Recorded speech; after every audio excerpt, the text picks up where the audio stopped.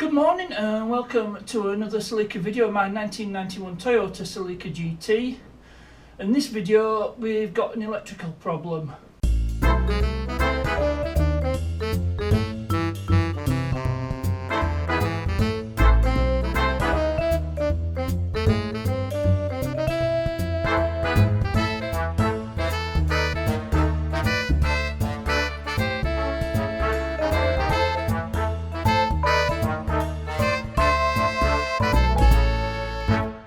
So basically, the car won't start. There's no crank and no start. You turn the key on, there's no life in the ignition. I'll show you what I mean. So first thing that's obvious is the courtesy light's working. But if I turn the key to the on position, absolutely nothing. Turn it to the cranking position, still nothing. So it's looking like ignition fed. It's the ignition feed is a problem somewhere. Now I did pull the ignition fuse, which is down here. It's 7.5 amp and the fuse is alright, so that's one problem eliminated. But I'll just show you something here. The headlights work, as you can see, and so do the pop-up headlights. Horn works, hazards work. But that says ignition keys in on position, so no electric windows, no central locking. CD player's not working. Now I've tried the brakes. I've put the brakes on. Now garage door's closed. You can't see the reflection in the brake lights. Put it into reverse. There's no reverse lights. And heater blowers aren't working. There we go. Nothing there. And electric mirrors totally dead. So the problem is ignition fed, but I'll just show you a little something else. So I'll just turn the key on to the on position, and I'll do that. There's a click in there, so there's power getting through to a relay. So what I'll do is I'll disconnect the battery, see if I can find out which relay that's actually doing the clicking. I've got the ignition on, so I'll just disconnect the battery negative.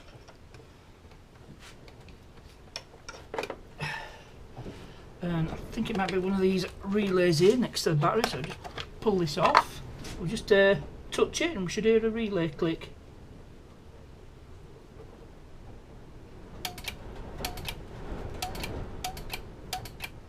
Right, I've got it. I found out which relay it is. It's one of the fan relays that's clicking, so there's power getting through there. Let's have a look.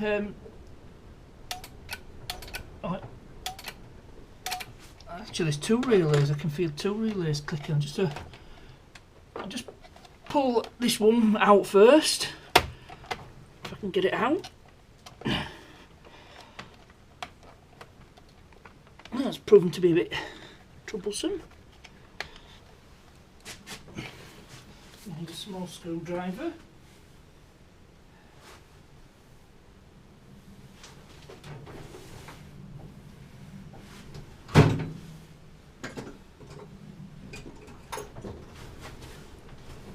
We could just try a pick instead. I just need to tab for this relay. If I just pull back the tab.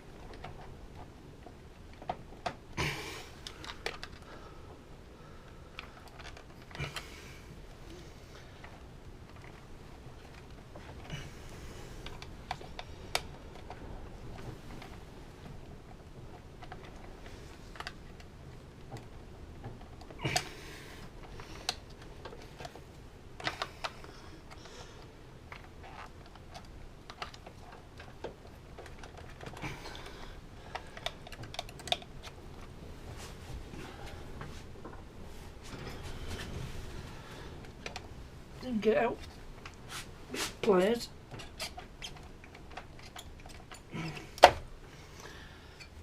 Yeah, that's our fan relay. So we'll just, yep, and we've got power to the engine main relay as well. So we'll try to pull this one out.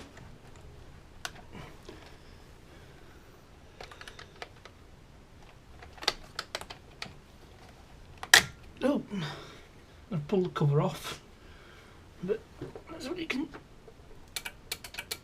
see. That's clicking. That's all right. So obviously not. There's power getting through to there.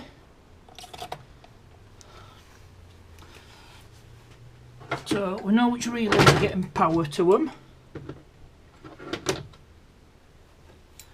And we'll see where we can go from there. Anyway, so knowing we've no power to the ignition, my next port of call is going to be checking the wiring diagrams. Now I'll just show you quickly on the phone.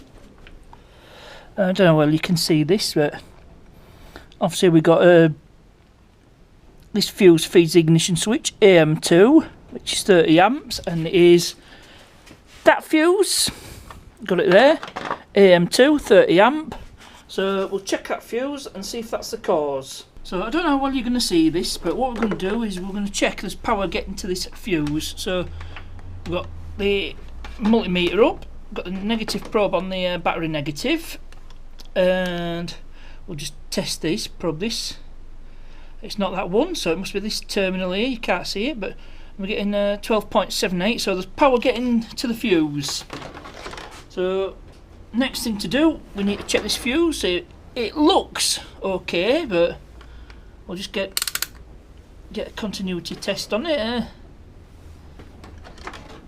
So we set in the ohms and just put the probe in each side of the fuse. Yep, we're getting resistance, so we're good there. So the fuse is fine. So we've eliminated problems up to the fuse. We probably didn't need to do that because you know, there's power going through the key to the relay, so we didn't really need to test that. It's probably a bit unnecessary. There we go.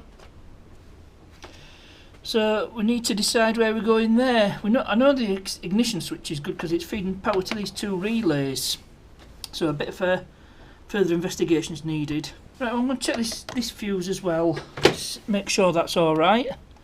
So we'll just pull that and see if there's any power getting through to it. So same as before.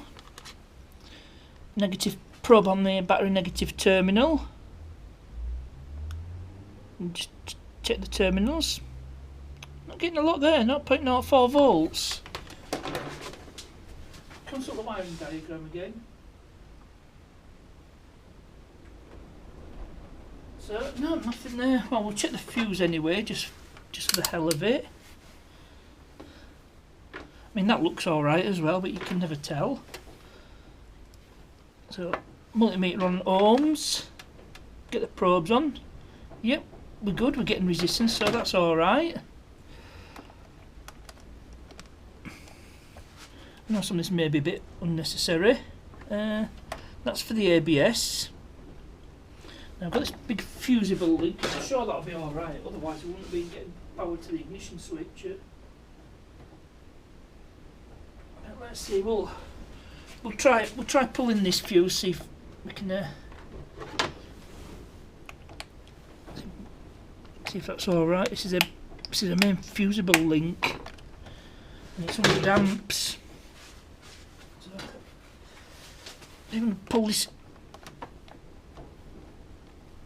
fuse out, should be permanent power to this one, but oh, that wasn't supposed to happen. Now this is where that ignition fuse is, but a lot of these fuses are ignition fed, so I thought I'd just do like a simple wiggle test, you know, see if it's something like that, a dodgy connection. I did the same with the key as well. I forgot, yeah, I did a wiggle test with the key, but up here is a fuse, 30 amp fuse. I wonder if it feeds all ignition fed lives. So what I'll do is I'll just put you guys down and we'll get multimeter on it and see if that's what the problem was. So get you in a place where you can see it. So let's move this torch. Oh.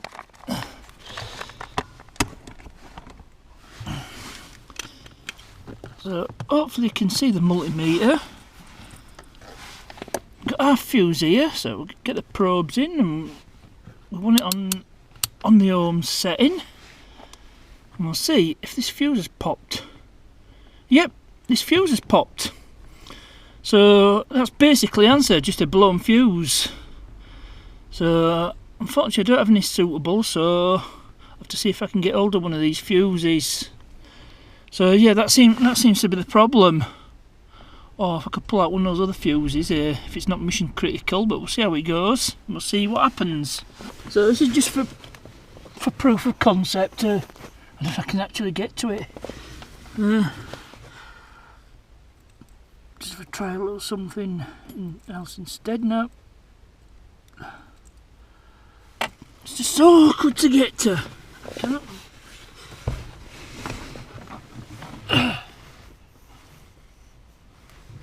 But apparently this is for heated rate window, so it's probably not the right fuse anyway. So that's not going to be happening. I think next point of investigation is going to be the ignition switch itself. So it's quite a number of days later. It's more than a week later.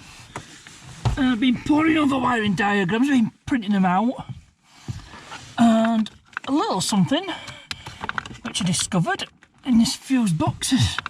So let's get the cover off.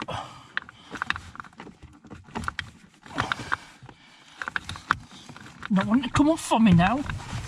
Hang on.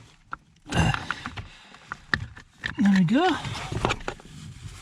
There's a gauge fuse, the low ignition fuse. That's at 15 amps. Because the gauge is out. Unfortunately, the fuse is intact. So I thought I'd just quickly check that, see if that was the problem. Which it appears not to be. I don't think there's anything else. No, but I thought I'd check the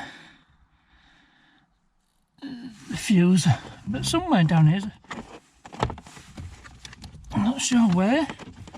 It says a power fuse. You can see it on there. I don't know whether you can see this.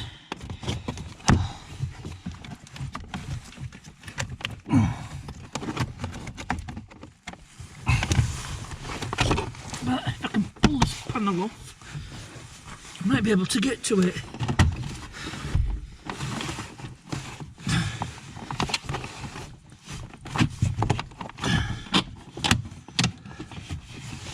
Let's have a look, see. The trouble is this is a single piece. Just get that out of the way. And I think that somebody's been here before me. This power fuse.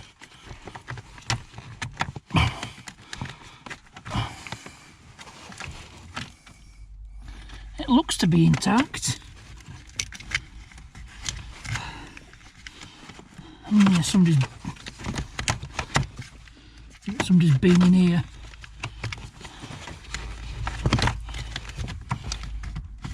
Let's see, I can pull that fuse out without doing any damage. Maybe a bit of a tall order.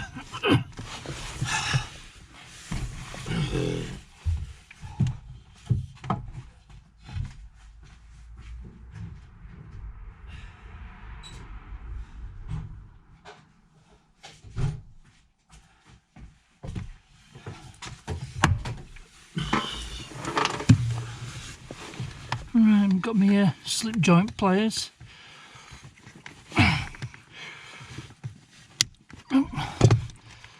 Pull this relay.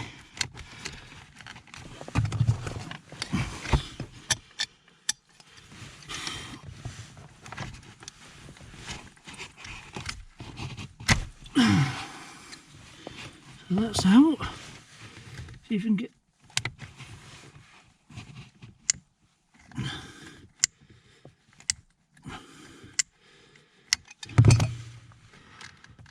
go. It looks to be alright, but I've got my multimeter. Oops, I don't know if how well you can see that. Move the camera to a slightly better position.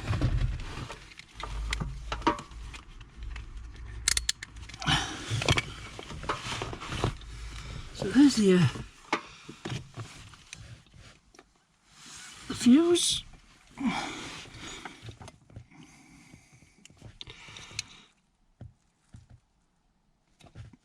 Yep, oh, it's popped.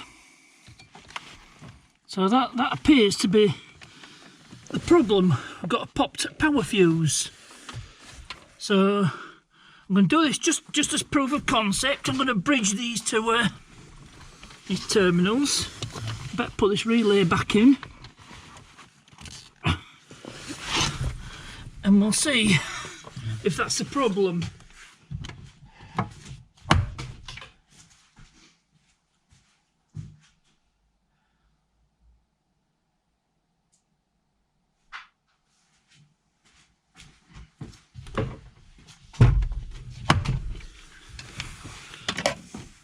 So it's in the lock position.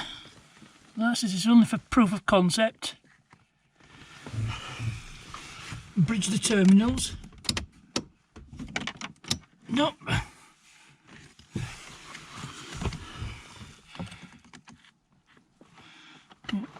Terminals are definitely touching. So whatever the problems is, it's not that. And I think it's not passing any current. I'll just try it again once more. Got the multimeter on it.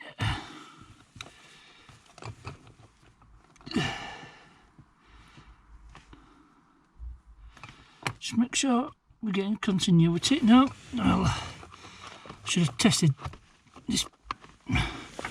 Just make sure we're getting continuity. Yeah, we're getting continuity there. Helps if I test the multimeter before I do any measurements. Yeah, well, fuse is alright. Fuse is not popped, so that's definitely not the problem. So we can eliminate that fuse from the equation. And just put that back in where it belongs. I think there's a fuse up here.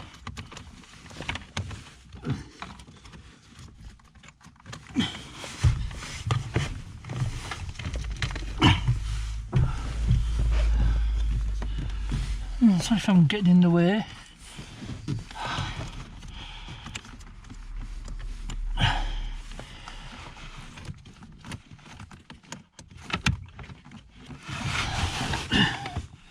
Sorry, I'm going to get me headed.